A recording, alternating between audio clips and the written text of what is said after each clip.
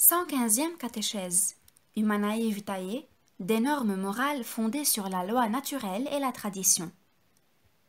On lit dans l'encyclique Humanae Vitae, quand elle rappelle les hommes à l'observance des normes de la loi naturelle, interprétées par sa doctrine constante, l'Église enseigne que n'importe quel acte conjugal doit rester de lui-même ouvert à la transmission de la vie. Ce texte considère en même temps et de plus met en relief la dimension subjective et psychologique quand il fait état de la signification, ou plus exactement des deux significations de l'acte conjugal. La signification naît dans la conscience avec la prise en considération de la vérité ontologique de l'objet.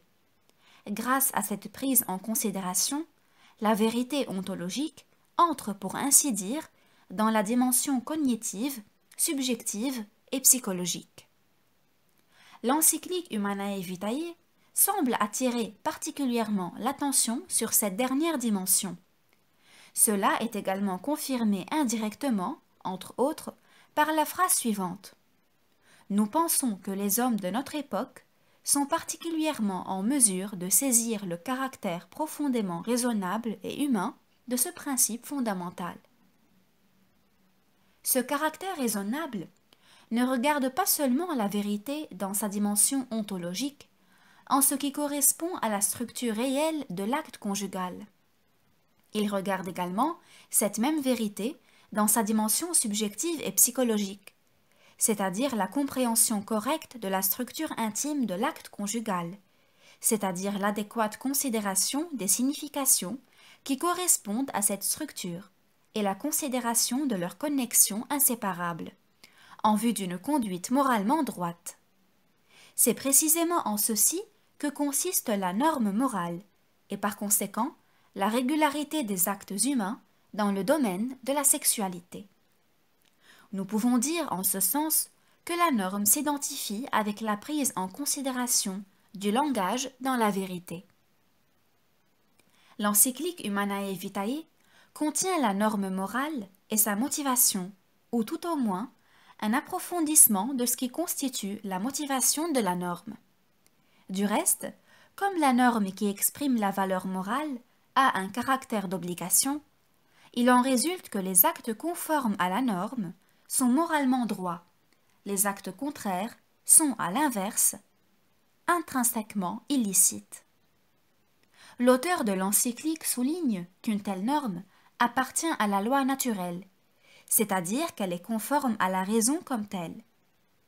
L'Église enseigne cette norme, bien qu'elle ne soit pas exprimée formellement, c'est-à-dire littéralement, dans la Sainte Écriture. Elle le fait dans la conviction que l'interprétation de la loi naturelle est de la compétence du magistère. Nous pouvons toutefois en dire plus.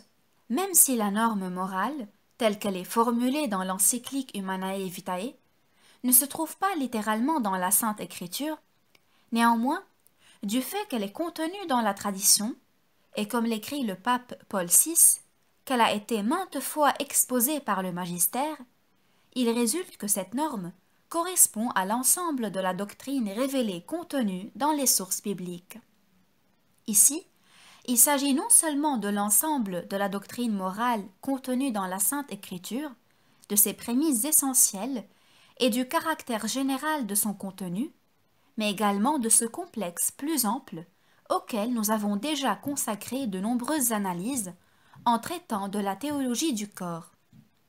C'est précisément avec un si ample complexe comme toile de fond qu'il devient évident que la norme morale précitée appartient non seulement à la loi morale naturelle, mais aussi à l'ordre moral que Dieu a révélé. Et de ce point de vue également, elle ne pourrait être différente, mais seulement et uniquement telle que la transmettent la tradition et le magistère, et de nos jours, l'encyclique Humanae Vitae comme document contemporain du magistère. Le pape Paul VI écrit « Nous pensons que les hommes de notre temps sont particulièrement en mesure de saisir le caractère profondément raisonnable et humain de ce principe fondamental. » On peut ajouter Ils sont également en mesure de saisir son caractère profondément conforme à tout ce qui est transmis par la tradition jaillie des sources bibliques. Les bases de cette conformité sont à rechercher particulièrement dans l'anthropologie biblique.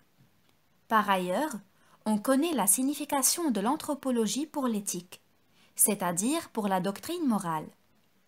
Il semble parfaitement raisonnable de chercher précisément dans la théologie du corps le fondement de la vérité de la norme qui concerne des problèmes d'importance si fondamentale, ayant trait à l'homme en tant que corps. Les deux ne seront qu'une seule chair. Genèse 2, verset 24. La norme de l'encyclique Humanae Vitae regarde tous les hommes du fait qu'elle est une norme de la loi naturelle et qu'elle se base sur la conformité avec la raison humaine, lorsque, bien entendu, celle-ci cherche la vérité.